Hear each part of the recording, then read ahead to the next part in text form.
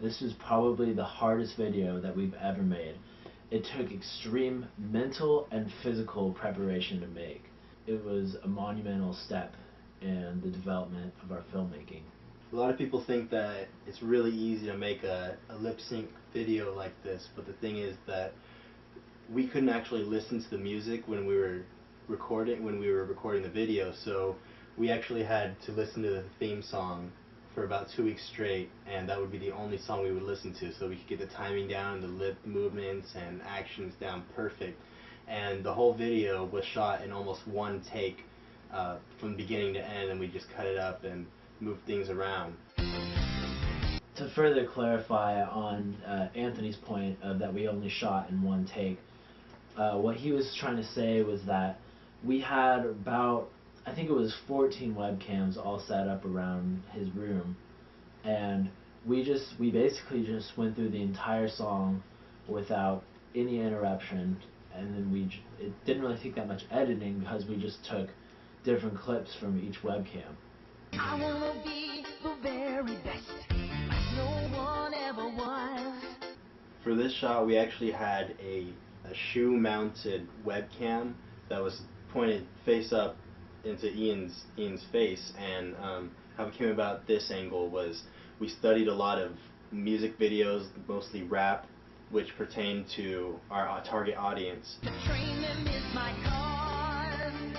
There were a few scenes that required multiple takes, such as the one where I beat the Pikachu.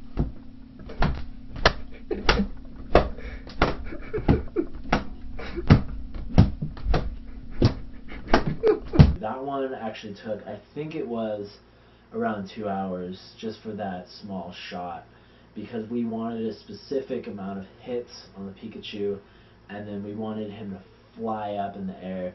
We just needed it to be exactly perfect because we wanted the Pikachu to have some, sort of like a character.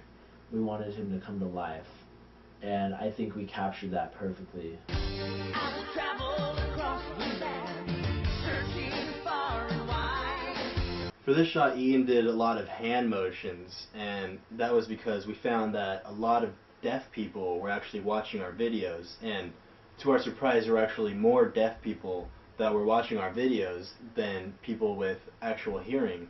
So we really wanted to appeal to these people, and we think it really paid off, because we've had a whole bunch of deaf people come up to us and say, they signed that it really helped them out and helped them to understand our videos and feel more in touch with the video. Yes, well, the truth is we don't actually know sign language, but we're pretty sure that that's what they were saying to us.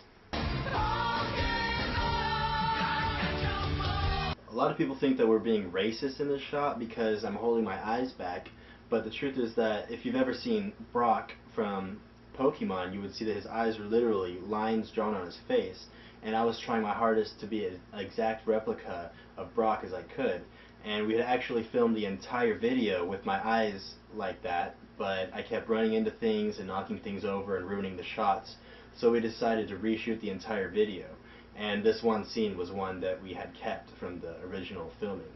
Come with me, the time is right. There's no better team. Arm in arm, we'll win the fight. It's always been our dream.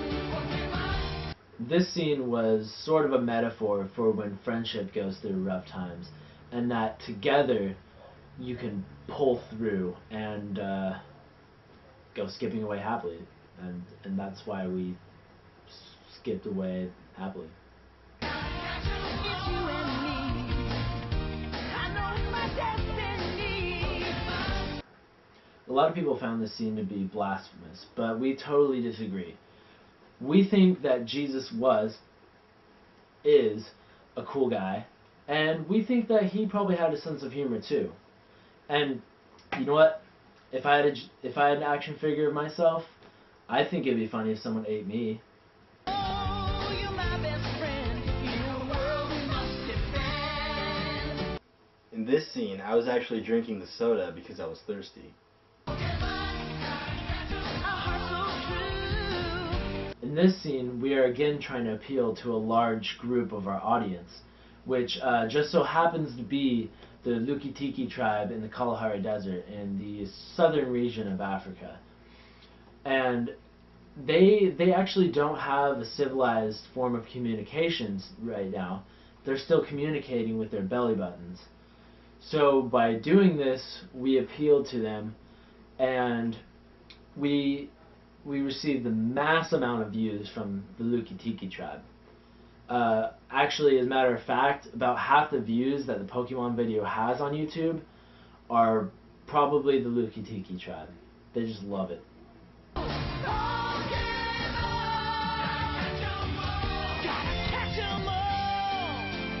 In this scene, a lot of people asked us if we used a bungee cord so Anthony could drop down and then say his line and go back up. And the answer is yes, we actually did. We had to drill holes in the roof and put some handles up there, and then we had to attach the bungee cord on the ceiling, and we had to time it out perfectly so Anthony would come down, say his line, and go back up. It was very hard to do, and we still have not patched up those holes. If I were to change one thing about it, I would have tested the length of the rope before the initial shot, because that initial shot I let go and I fell directly onto the ground, and I hit my head really hard and was unconscious in a coma for a couple of days.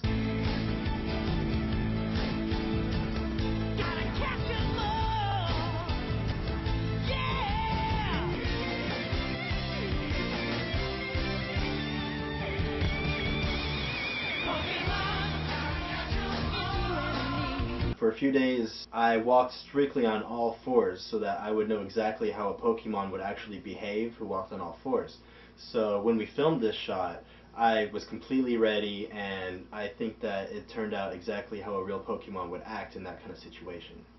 I know it's my destiny.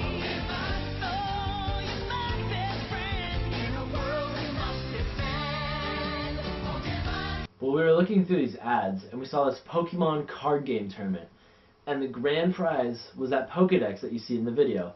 And we were like, oh my god, if we get that Pokedex, that will make the video. So after many weeks of training, we entered the contest, and we won. So without the Pokedex, I don't think this video would have been, this film, this greatness of a film, would have been anything at all.